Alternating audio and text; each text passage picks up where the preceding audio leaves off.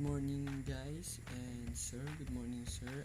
Today I'm going to teach you how to solve a UKC, find a UKC, and to solve the sheep squat in shallow or deep water. So let's go. So this is the problem. The ETA upon passing critical place Avonmouth with charted sounding of 5.0 meters was 11:45 hour on January 1, 2015. If her calculated drop upon passing was 7 meters, solve for her UKC when passing the place. Solve for the squat produced by a sheep with block coefficient of 0.85 making good 10 knots. Solve for squat at deep and shallow water. So this is the things that we need to answer.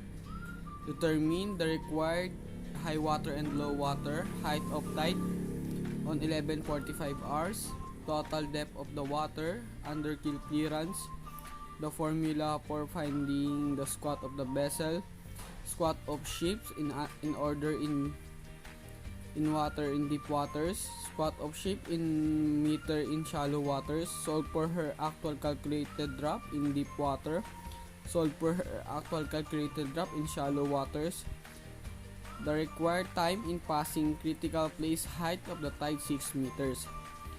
So this will be the guide in the tide table from the Avonmouth Port of Bristol on January 1, 2015. This came from the tide table. So let us start.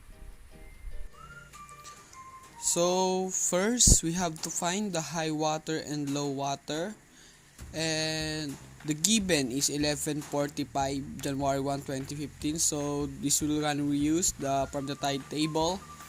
We need to find the 11:45 here at 10:31 and 16:08. Between of that, we have to replace the 11:45 here. So the 3.8 here must be the high water and the 8 point here must be the low water. So next, we have to replace the 11:45 between the 10:31 and 16:08 hour. So this will gonna happen. So just like this. So the 10:31 hour and the 16:08 between the 11:45 hour. So the 10:31 hour with the 3.8 meter and the 11:45 hour with the X mark because yan yung hinahanap natin. 16:08 hour with the height of 10.8 meter. So first we must to find the difference between the 10:31 hour and 11:45 hour. So in calculator, to finding the difference between the 10:31 hour is 10 degrees 31 degrees minus 31 degrees minus 11 degrees 45 degrees equals to then degrees equals to 1.23. So this must be the 1.23, the answer between the 10:31 hour and 11:45 hour. So next, the difference between the 10:31 hour and 16:08 hour. The answer is 5.62 hour. So in the other side, the difference between the 3.8 meter and X, in this situation, the answer must be X. And 3.8 meter and 10.8 meter, the difference is the 7 meter. So next, we have to go down the answer, to replace it down just like this. The 1.23 R, 1.23 R, 5.62 R, 5.62 R, the X mark, the 7 meter. So we have to use the cross multiplication. 1.23 R times 7 meters and 5.62 r times x. So this will be the outcome. The 5.62 r times x equals to 5.62 x, and 1.23 r times 7 meters equals to 8.61. So we must to transpose here just like this. This will gonna be the outcome. The 5.62 transpose it to the right, so the x equals 8.61 over 5.62, and the answer is x equals to 1.53 m. So this is not finished, because we must to add the 3.8 meter to 1.353 m to get the x, and to find the height of 1145 r, just like this.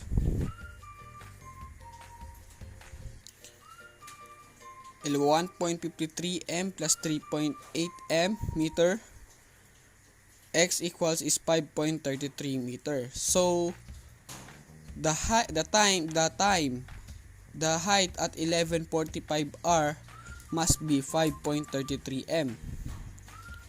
So that's it.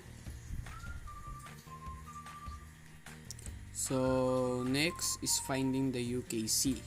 But before that, we must to find the total depth of water. So in finding the total depth of water, or the TDW, we have to use the height of this at 1145 and the CD, or the charted sounding, with the 5.0 meter. So the operation we're gonna use is the addition. 5.33 meter plus 5.0 meter equals to 10.33 meters. So this will gonna be the TDW, or the total depth of water. So next, we have to proceed to finding the UKC. In finding the UKC, we have to find the drop in the given. So the drop according to the given is 7 meters. So we have to use our TDW with 10.33 meters.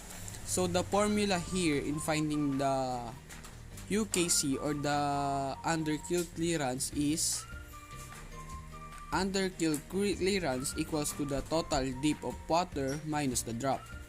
So transpose po natin, just like here. The TDW must be the 10.33 m minus 7.0 meter. So the answer is the 3.33 m. So that is our UKC on how to get, and that's the process on how to get the UKC.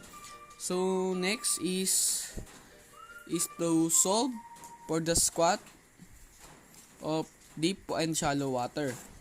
So the problem is solve for the squat produced by a ship with block coefficient of 0.85, making good 10 knots. Solve for the squat at deep and shallow water. So first we have to enumerate the formula in squat in deep water. So the formula at squat at deep water equals is squat equals to block coefficient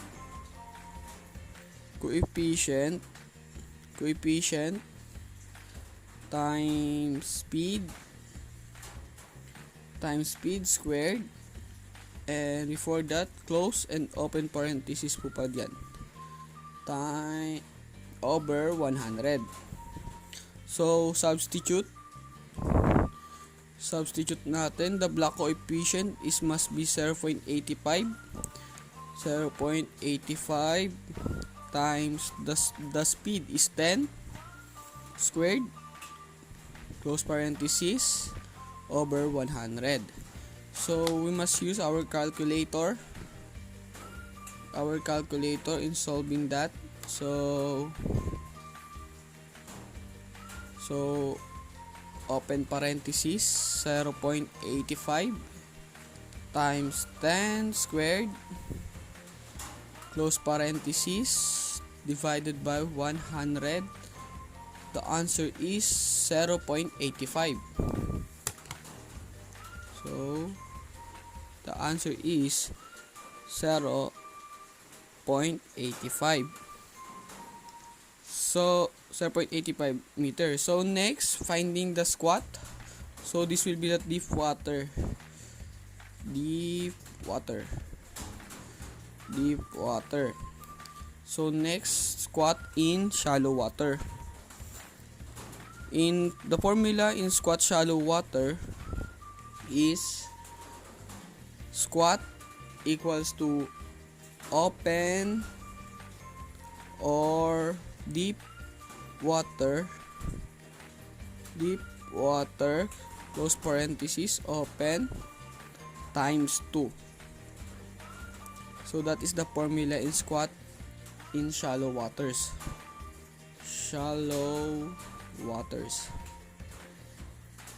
So deep water, shallow water. So just like earlier, transpose the open or deep water is 0.85 meter. 85 meter times 2. So the answer is 1.70. So next is we must to calculate the drop. Calculate the drop.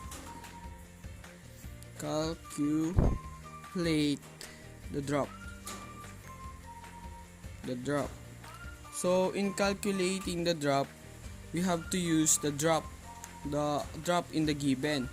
The drop in the given is 7 meters. This is the calculated drop at deep water. Plus, so this is the deep water, deep water. So the formula is the squat in deep water plus drop, 0.85. So equals is 7.85. So this is the calculated drop at deep water.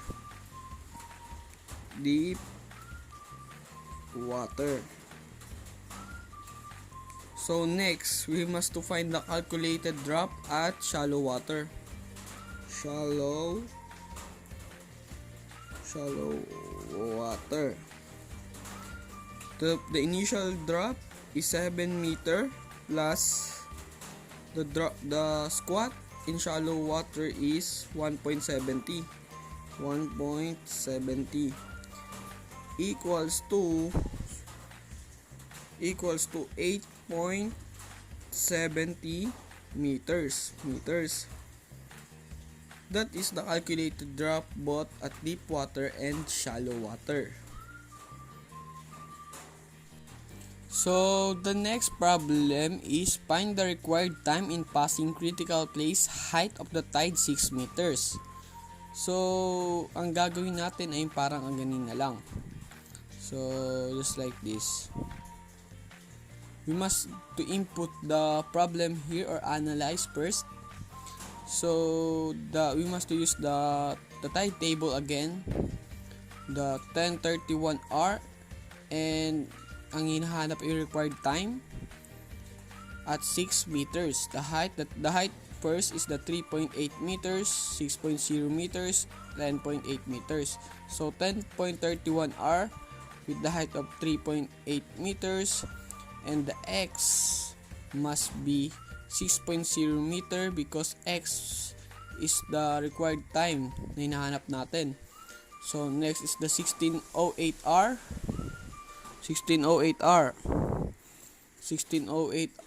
with the height of 10.8 meter. So first we must to find the difference, the 1031R and the x, and the answer is x. And next, find the difference with the 1031R and 1608R, and the difference is 5.62R. So Next is to find the difference between the 3.8 meter and 6.0 meter. The difference is 2.2 meter. And the 3.8 meter, the difference between the 10.8 meter must be 7 meter. So, kagaling again na ibababa natin. Just like this. The x, we're gonna get here. And the 5.62r will go here. And the 2.2 will go here. 2.2 meter.